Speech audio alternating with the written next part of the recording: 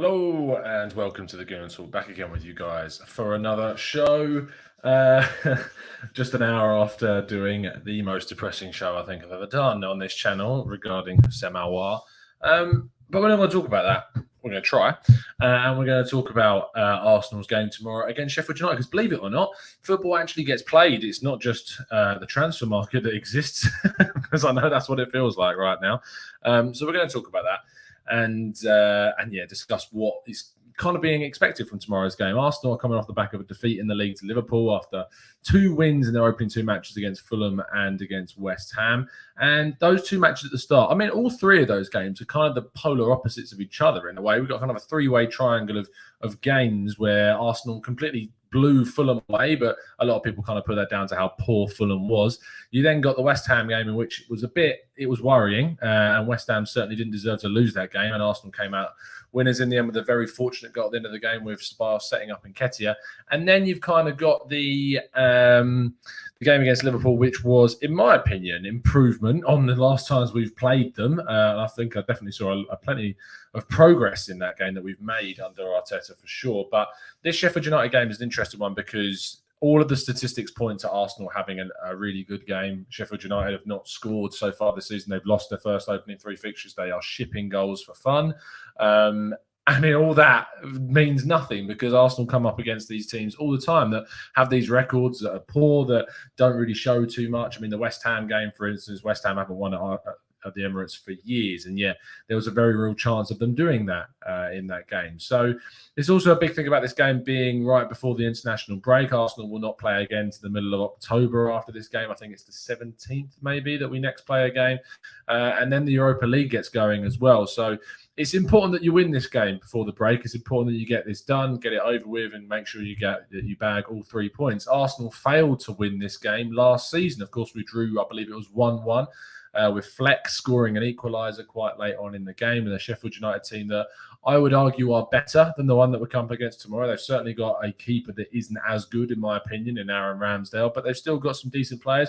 And they, of course, signed Ryan Brewster, or Ryan Brewster, I should say, from Liverpool, which is a good signing. I'm not sure whether he'll play or not tomorrow, but 23-odd million quid for a player that's not played any Premier League football, from my memory, so far is a big risk. And it goes to show that Arsenal are probably justified in wanting the amount of money they are for following Balogun. So that's certainly something to think about. But it's an interesting tie. And I guess the next place to go into this is to, of course, look at the predicted lineups. Now, let's go with Arteta's first. Let's see. This is how I think Arteta's probably going to...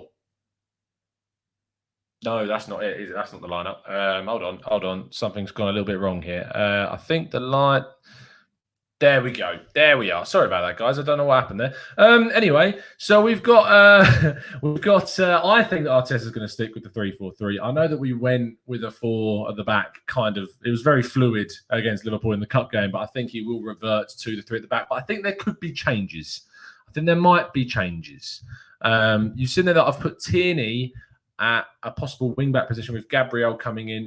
I think that he loves Luiz. I just think he can't feel like he could drop Luiz. But I feel like Gabriel showed against Liverpool that he has to play as well. Now, if you're going to play Luiz and Gabriel and you're going to play them in a back 3, you can't put Luiz really on that right-hand side of the back 3. I thought you could originally, but a lot of you have been telling me, and I've taken that on board, and I agree with you now. I was wrong. Okay, that's me saying I was wrong. I don't think you can play Luiz to the right-hand side of a back 3, and so I've put him in the middle. I would quite like to see Tierney in this role because I think that he could be really great. I think he can be a left wing-back for us. I think he can play in a more advanced position. I think he can link up with Aubameyang really well as well. I think that a combination of him, Tierney and Xhaka on that left-hand side is strong, all left-footed, all doing really good jobs in what they've done so far this season. And on the right-hand side, you've got Holding, who hasn't put a foot wrong this season. Has not put a single foot wrong. And then you've got Bellerin and Ceballos. Of course, Ceballos comes back in. El Neni played against Liverpool from the start in the league in the last game. And then I just think that Ceballos needs to come in for this game to add. I think he will. It's not obviously what I think. We're saying about what Arteta thinks, but I think he'll pick Ceballos. I think that he likes that combination of him and Xhaka, and I think that's what he's going to go for in this game.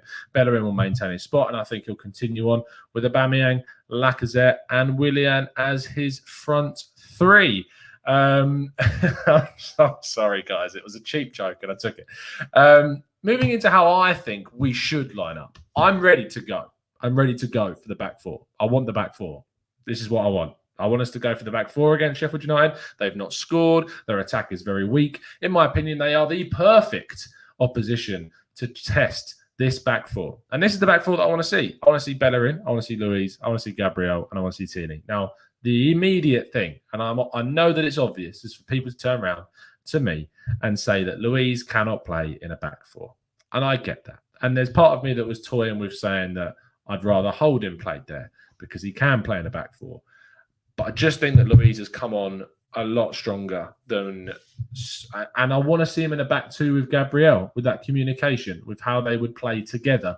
We've not really been able to see those two play together really as of yet, and I would like them to. So I'm gunning for this one to go into a back four. Sebastian Xhaka in the middle with Willian coming into that creative spot. I think that this needs to happen. I think the front four of Willian, Pepe, Laka, and Alba needs to happen. And I want to see what it's about. I'd love it if this was the case. I highly doubt we will go for this. It's very experimentative. It's very out there. But I want to see us switch to a back four. That's just where my head's at. I kind of want to see us go for it in this game. I really do. So yeah, that's sort of my lineup. That's how I thought we would. So yeah, in terms of how we might do things, I'm hoping that we might see some experimentation. Chris says, very interesting lineup. Would love to see Willian get a chance to be the main creator centrally. And I agree. And I think that's why that's the reason why I've certainly gone for him in the middle. Iron Cup says, what do you think about replacing Willian with Ceballos there and putting El Neni at defensive midfield? Iron Cup, I think that is a completely legitimate ask. Genuinely, I would be in complete favour of that, to be honest. I think that would add solidity at the back, and I think that would enable Ceballos to be the creative player that he can be in a more forward position. So for sure, I would definitely do that. Rodney says, is Aubameyang a left wing in your ideal lineup? Rodney, he is. The reason for that is because we just don't quite yet have a creative central figure, in my opinion. We've got Ozil, he's not going to play. We've got Ceballos, I don't think he's going to play there. We've got Willian, I think he can play there. But I would like to see Aubameyang be playing on the left because I think he just comes in so much better. You saw it in the cup games against Man City and Chelsea. You've seen it against Fulham. You saw it against West Ham. He just plays really well on the left when he cuts inside and gets the ball in behind. I think it works. I think it really works. So, yeah, I am much more in favour, Rodney, of playing Aubameyang on that left-hand side. Daniel Bell says, what do you make of the rumours of Aouar staying at Lyon? If you want to know my thoughts, go check out the video I did about an hour ago. I'd rather not go through that again. Tom, can you let us shriek of frustration after the Aouar news? It's therapeutic. No, because it wouldn't be enjoyable for myself or you or for my dignity.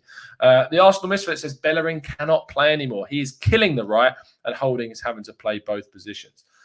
In that case, I guess you'd put Mainsley there, wouldn't you, instead of Bellerin? I still think that Bellerin's got a future. I still think that he can play for the Arsenal in the coming seasons. Whether or not that will happen is another thing. This season is make or break, though, for sure. Like this season, if he isn't improving on what he showed last season when he came back from injury, then this could be a make or break year for him, for sure. Christopher Fun said, did Pepe look slightly better on the left? I mean, he was kind of on the left of a front two rather than kind of at left wing. He did move there at times and he certainly dropped back in to protect. I don't know if he did, though, really. I don't know if he did look any better on the left. It means that when he takes players on, he's looking to create rather than looking to cut in. Maybe it makes him a little bit more unpredictable. So there's a chance that we could see that, and Aubameyang could switch to the right or switch to the centre. I'm just not happy. Beast Titan says, Tom, why are you unhappy? Not just today. Arsenal has taken all the happiness away. Yes, I mean, when you look back to the video what I did, I think it was about a week ago, and I was so energetic that it's tough right now. It's really frustrating. I'm very stressed about Arsenal. Very, very stressed. Very, very stressed. Oh, Manouche, why are you dropping me our breaking news? Says French journalist Abu Hafsi says that Awar himself that announced that after a meeting with Leon that he wishes to stay. Oh, well, there you go. So it was up to Awar, apparently. So, I mean, you can't even blame the board at that state. It was down to Awar if that's the case. We don't know. We might talk about that a little bit later on. Rodney says, Christopher Fung Ha, I see what you mean, but he's too one-footed. To play, in my opinion, I think he needs the option of cutting inside. Yeah, probably in that regards to Pepe for sure. I just think that Pepe needs to be on that right for the ability to cut inside. He's been so good at cutting inside sometimes, then smashing a ball in against West Ham away last season.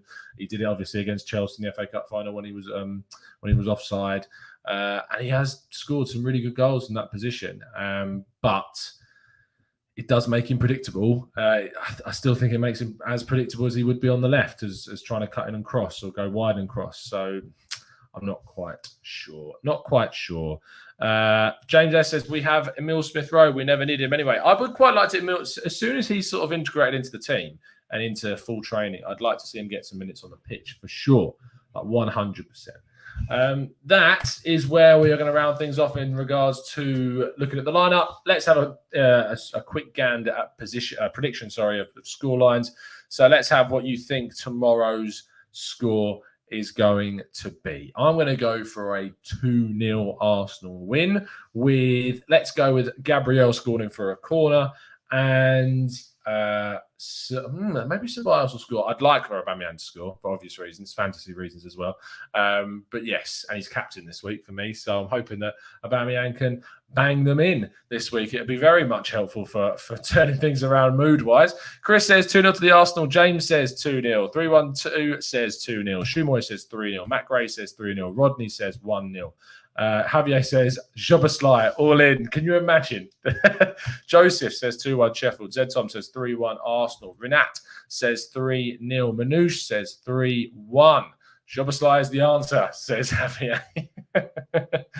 we got to let the Jobaslai thing go, unless you all want to bombard Arsenal with tweets to try and go and get him. Manouche says 3-1. Patrick says 5-1. Javier says 2-0. Como says 3-0 Aubameyang, 2 goals and a Pepe sub goal. I can see a Pepe masterclass tomorrow, says Matt Gray. Shumoy says Alba 2. 3-1 to the Arsenal, says Harvey. Carter Stage says 2-1 Arsenal. Sheffield will score their first goal against us. Wesley says 1-0 to the Arsenal and Awar to score. Afsar, the positive Afsar, says 0-0. And Christopher Fung says, should we do a player plus cash for Declan Rice?